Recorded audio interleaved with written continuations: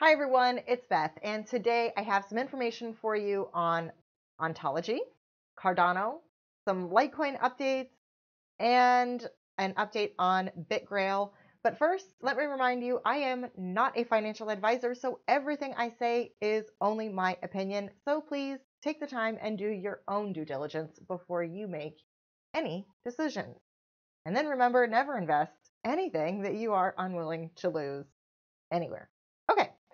So today it has been another fantastic day that we have seen here in the overall cryptocurrency market. We are really seeing an increase in the overall market cap. We're at $439 billion right now. Bitcoin dominance has been on its way down as we have seen the altcoins just exploding recently. So I wanted to take some time today and go over some of the news around some of the altcoins that have really been making some big moves. So let's talk first about Ontology, because Ontology, if we look down here, it is going crazy.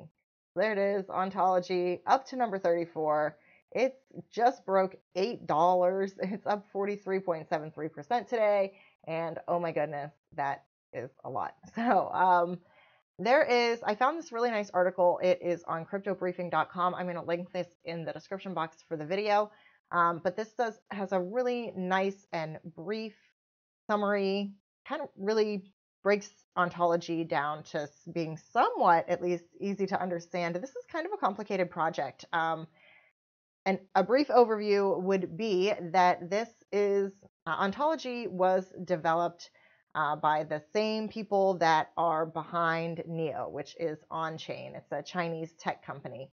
So these are the same players. It's kind of a similar structure. Ontology is also, you may be familiar, if you are familiar with Neo, that Neo is kind of similar to Ethereum, where you need to have gas to run the network rather than just using Neo to run its network, because of course Neo is not a divisible asset. They do have gas, which Neo, if you hold Neo, they pay you gas for holding Neo, and then gas is used to power the network. Ontology is going to be doing a similar pairing. Ontology is also not a divisible asset, so they will also have their own gas type token. Its symbol is ONG, and it's going to be distributed to people who are within the Ontology community, basically. So of course that that announcement of ONG, which I believe came out, it was sometime in April. I think this said it was April 17th, and yep, there we go. Or at least, no, I'm sorry, this was April 17th that this was just a snapshot of what was on the market cap. But this does talk about how they're going to do the distribution for ONG tokens. Also, if it's something that you're interested in, Ontology was not an ICO. The only way that Ontology has been distributed to Neo it's been done by airdrop.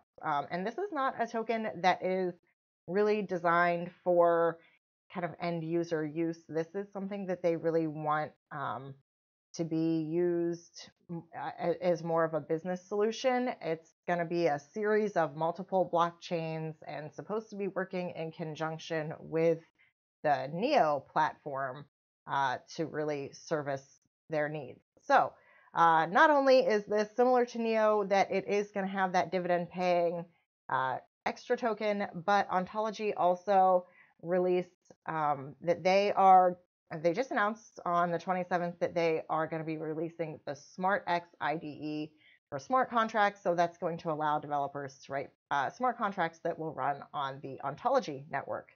And it says here that it's going to start off with C# and Python, but they have plans to include Java, Rust, Go, and JavaScript in the future. So Ontology is a pretty exciting project as far as really changing, seeing real world application of blockchain technology in a real business solution sense. So that is what they're focusing on.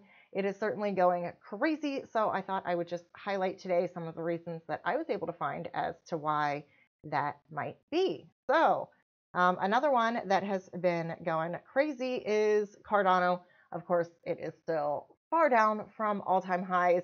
One of the only coins actually to come back to all-time highs after the big correction has actually been EOS, which has cracked its all-time high again. So boy, things have really been picking up pace over there with the end of the EOS ICO coming soon. So okay, not to get too distracted, but Cardano, that is another one that really, since we've kind of see the bulls come back to town, Cardano has come back up pretty significantly. So, it's not there, but this has been a really nice, nice increase in the price. That seems to be fueled by information coming out and actual movement in the development of the technology, which is again great to see. I think that's really been kind of the theme of the pullback, is that we've seen a little less talk about when Moon and when Lambo, and a little more talk about how this technology really is going to be helping to shape the way that we, use information and exchange information moving forward. So, fantastic, just great stuff. Okay, all right, but Cardano, that's ADA, that's the symbol. If you see that, Cardano did take over my my favorite Litecoin, as it crossed the $9 billion market cap when this was posted, which I gotta say, all right, so this was written on today, on the 28th of April. And here, if we go back over to CoinMarketCap right now, you can see that this isn't $9 billion. This is $9.7 billion. So this really, I mean, it's up 26.26% today. And that is just incredible movement. Wow. So they knocked Litecoin down another peg, but Cardano has Charles Hoskinson. There was IOHK had an update that they would be having their Dole testnet launch coming up. So I think between the significant pullback that we saw from Cardano during the entire crypto correction, combined with the kind of anticipation as more developments are coming out with the network, I am really excited to see what the future has for Cardano. If you are not familiar with Cardano, it's a really interesting project. Charles Hoskinson, he is one of the developers that was on Ethereum. He's really been around the block, and this is a project that he has been working on. Of course, there are other players also, but he is the main face, and Cardano is the first peer-reviewed cryptocurrency to come out.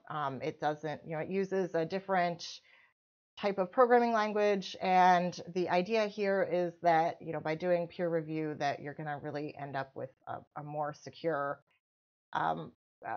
product, because you've really had people run it through, more minds working on it, and it's been put through the paces more. So that's just some information there about Cardano. I think that it is a very interesting project. It is certainly one that I have been following for some time, and I am happy to see the price pick back up a bit.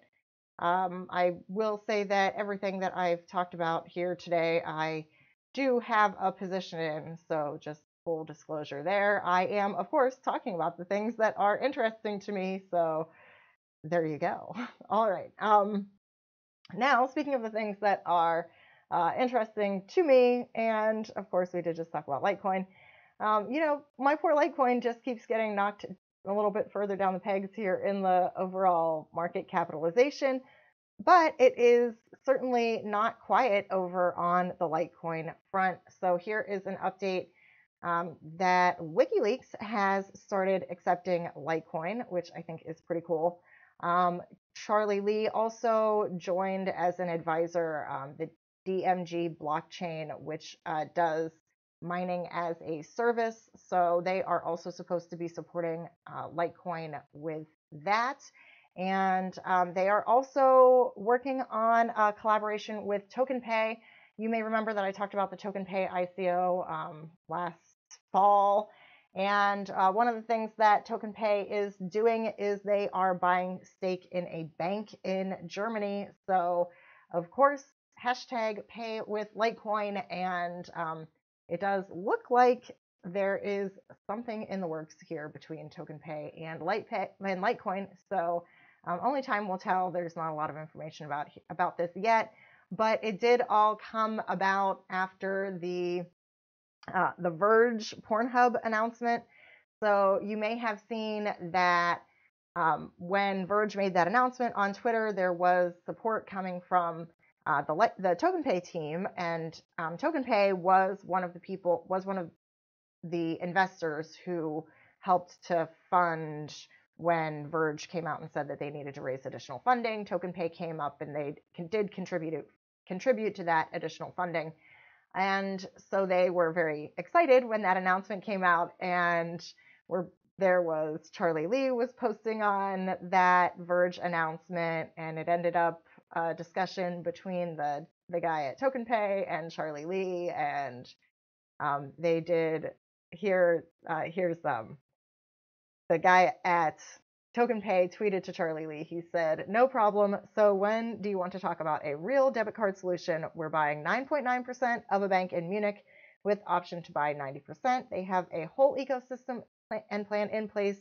Let me know how we can work together. The battle between the old and new world is just getting started."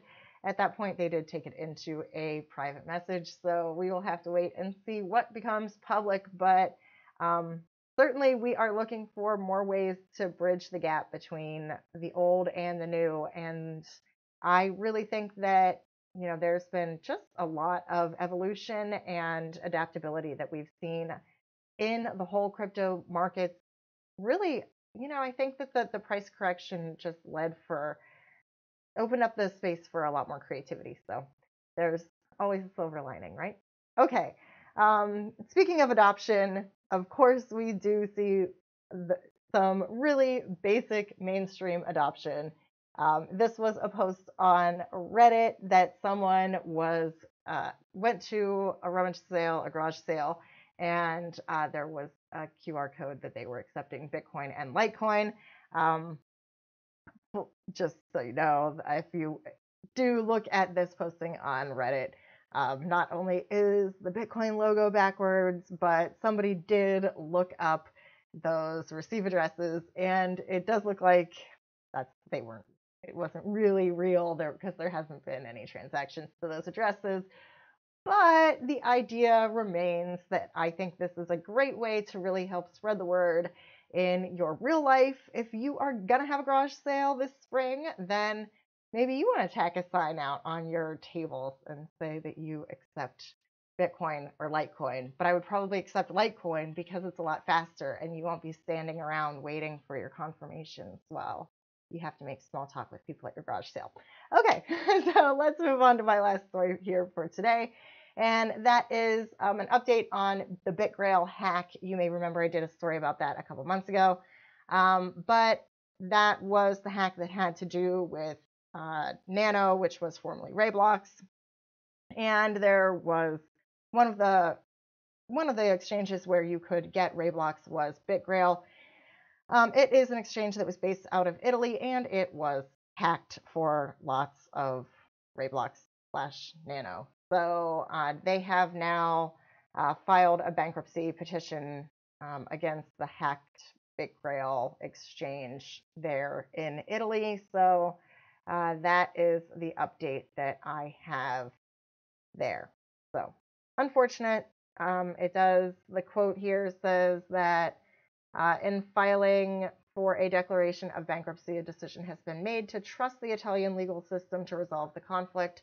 We're confident that the Italian authorities are best equipped to require Mr. Ferrano, he's the guy behind the exchange, to disclose the facts of what occur, and we seek an equitable distribution of the assets rather than to permit private resolutions in which some victims might profit over others. So the situation certainly is not over there with BitGrail, but it is now in bankruptcy proceedings. So there we go. All right, that's what I have for you today. It's a whole lot of information out there that is happening.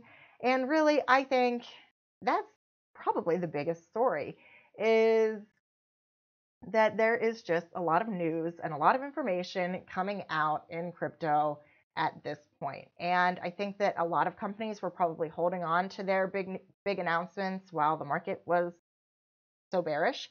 But now that it looks like we are in bull territory, you know, they are definitely releasing many more updates, and a lot more information is out there on the progress of a lot of the projects that have been around. And I will say that a lot of the projects that were doing their ICOs, in early 2017 are really starting to come up with platforms and have beta phases and really have something to show for what all that money that they raised. So it is a very interesting time. I hope you guys are all having a good time.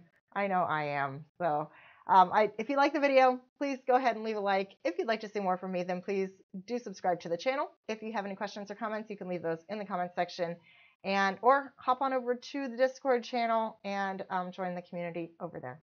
Thank you so much for your time today, everyone. I will see you next time.